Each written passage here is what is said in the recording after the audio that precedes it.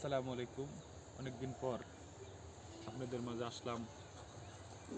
অনেক ফুল, সর্ষা ফুল বছর একবার আসে, ঠিক আছে, আবার চলে যায়। কিন্তু সব এলাকায় আসলে আমাদের সর্ষা ফুল বা সর্ষা বপন করা হয় না, তার জন্য আর কি আমরা সচরাচর এটা দেখতে পাই না। আর এখন আমাদের পাহাড় এলাকায় না, পাহাড় এলাকার মধ্যে সর্ষা চাষ হচ্ছে।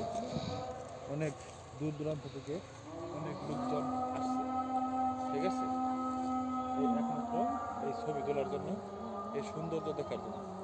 আমি আজকে এটুকু দেখাচ্ছি, কালকে আরেকটা ভিডিও ছাড়বো, সেটার মধ্যে দেখতে পারবেন সর্ষা ফুলের সমুদ্র। ধন্যবাদ সকলকেই। আল্লাহ হাফেজ। আসসালামু আলাইকুম।